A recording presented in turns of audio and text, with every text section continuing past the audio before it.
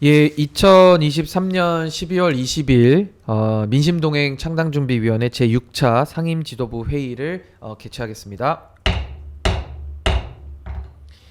예, 먼저 지도부의 모두 발언이 있도록 하겠습니다. 국가 이익과 양심은 도대체 어디로 간 것입니까? 사랑하고 존경하는 국민 여러분, 민심동행 창당준비위원장 신인규입니다.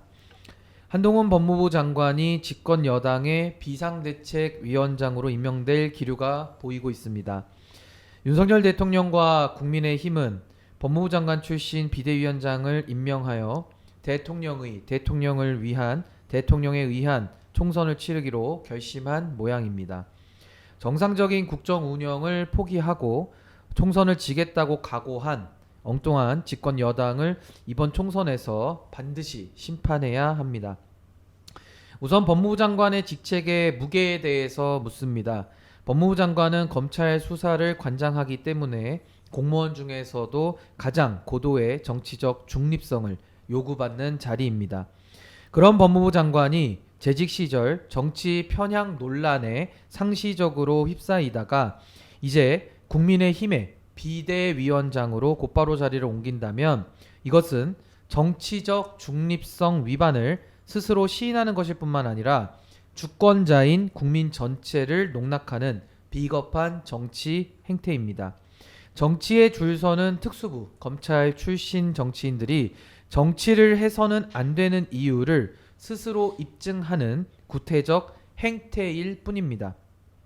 우리 헌법 제46조 제2항에 의하면은 국회의원은 국가 이익과 양심에 따라 직무를 행하도록 무거운 책임과 국회의원직의 신성한 의무를 규정하고 있습니다.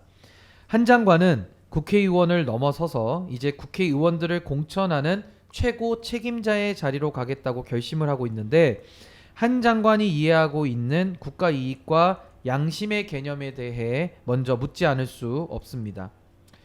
한동훈 장관은 재직 기간 중에도 인사정보관리단의 무능과 태만 그리고 검찰의 불공정 수사와 편향적 정치적 발언 등으로 숱한 논란을 만든 사실이 있습니다.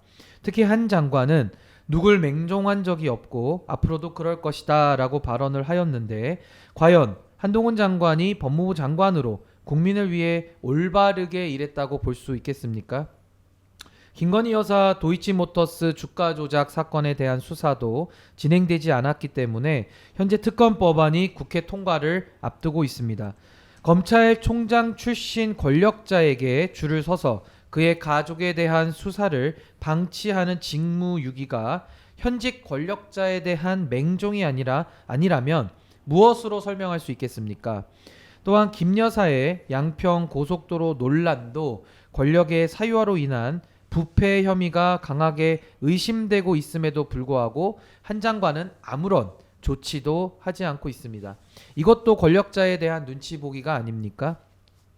최근 김 여사의 육성이 담긴 명품백 수수 의혹도 대대적으로 보도되고 있지만 한동훈 장관은 그에 대해 알지 못한다고 말했을 뿐만 아니라 김건희 여사 주가 조작 특검 법안은 악법이라고 규정을 하였는데 국민 대다수가 인지하고 있는 권력자의 핵심 부패 의혹에 대해 모른다거나 그들을 수사하기 위해 만들어진 법안이 국민 70% 이상의 지지를 받고 있음에도 불구하고 이를 악법이라 보고 있는 한 장관은 권력자에 대한 맹종을 넘어 윤석열 일가에 대한 무한 추종이자 신성한 법무부 장관의 헌법상 부여된 권한을 자의적으로 행사하는 무책임한 방종이라고 규정해도 무방할 것입니다.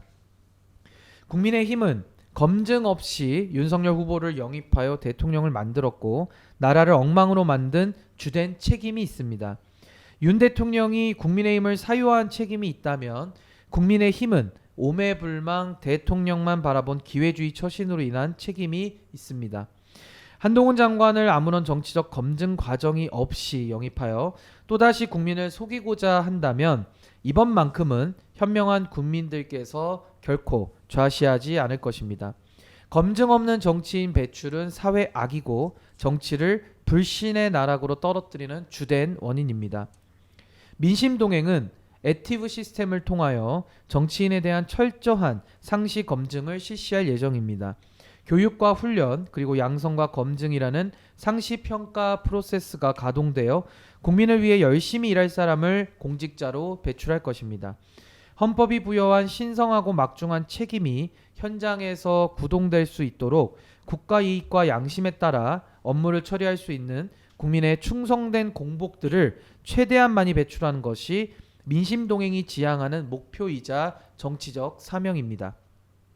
아무런 검증 없이 정치인을 배출하여 오로지 권력만을 얻겠다는 발상은 이제 사라져야 합니다. 권력만 쫓고 국민은 배제된 기회주의 정치의 전형입니다. 대한민국 정치의 근본을 바꾸는 노력부터 시작해야 합니다. 민심 동행이 혼탁하고 혼란한 정치권에 진지한 울림으로 남아서 한국 정치를 더 건강하게 만드는 데 앞장서겠습니다. 감사합니다. 예, 다음은 우리 김현수 상임운영위원님 모두 발언 듣겠습니다. 네, 안녕하십니까. 민심동행 창당준비위원회 운영위원 김현수입니다. 정당의 하수인으로 전락한 청년단체. 다수의 청년단체들이 정당 주요 보직을 맡고 있거나 정당의 각종 후원을 통해 운영되고 있다는 논란이 거듭되고 있습니다. 과거 청년단체는 청년들을 위해 다양한 참여 프로그램을 운영하고 교육하고 권리를 보호하는 캠페인과 현안 의제 관련 프로젝트를 하는 건강한 느낌이 강했습니다.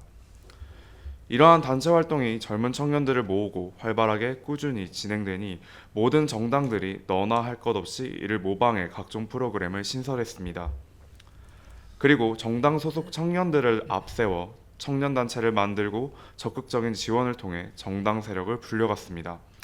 물론 청년단체를 지원하고 단체 내 인재를 정당으로 영입할 수는 있다고 생각합니다. 하지만 운영할 능력도 없는 이들이 청년단체를 설립하고 없애도 잘 진행되고 있는 단체를 이리저리 옮겨서 다니는 일명 궤도 스펙키드 임명장 콜렉터들이 단체 내부를 와해시키고 참여하고자 하는 의지도 낮고 결과적으로 민원만 제기하다가 결국 정당 소속으로 활동하는 것을 볼 수 있습니다. 실예로 청년단체 활동으로 내세운 대표 활동으로 정책 연구가 있습니다. 과연 전문가를 초청해 교육을 진행하고 현장의 목소리를 들으면서 반영하고 의제 관련 토론과 이를 참여시키기 위한 단체 밖 청년들과의 소통은 얼마나 했는가를 보면 단체 내에 있는 토론 자체도 유명무실을 했습니다. 구성원들만의 친목을 우선이며 각종 선거를 위한 사람 모으기가 중심인 단체가 선거 처리되면 우후죽순 만들어지고 사라지는 게 다반사였습니다. 이러한 현상이 정상인 것인지 10년을 바라보고 아직도 꾸준히 활동하는 청년단체 출신으로서 의문이 듭니다. 청년기본법에서는 청년단체를 정의하고 있지만 이를 직접적으로 지원하고 활동의 장을 마련할 수 있는 근거는 아직 미비합니다.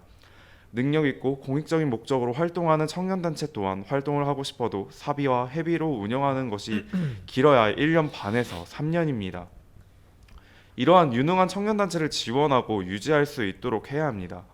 청년기본법에 따르면 청년정책 연구기관을 설립할 수 있다고 되어 있습니다. 법이 개정된 지 1년이 다 되어가는 시점이기도 하며 청년 의제를 중요시 생각하는 현 정부의 형식적이지 않은 현실적이고 실용적인 청년정책을 다루는 국책연구기관의 설립이 되어 운영되길 기대하겠습니다. 감사합니다. 예, 감사합니다. 다음 순서는 우리 이성주 상임운영위원님 모두 발언 청해 듣도록 하겠습니다. 네, 안녕하십니까. 민심동행 창당준비위원회 상임운영위원 이성주입니다. 오늘 저는 최근 윤석열 정부의 상황에 대해 진지하게 고찰하고자 합니다. 우리는 한국 보수의 근본적인 문제들이 드러나는 시점에 서 있습니다. 이는 단순히 부산 엑스포의 참패나 김건희 리스크와 같은 특정 사건에 국한된 것이 아닙니다.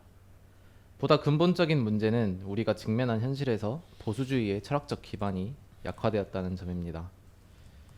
윤 대통령은 보수를 자처하지만 확고한 철학의 부재는 백지 상태와 같습니다.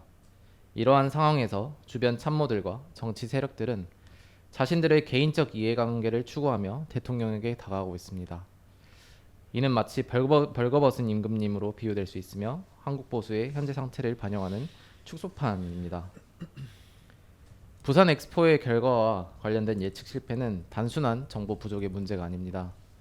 이는 대통령과 그의 참모들 사이에 형성된 경직된 수직 관계의 결과로 부정적인 정보가 걸러지고 긍정적인 메시지만이 강조되는 현상입니다.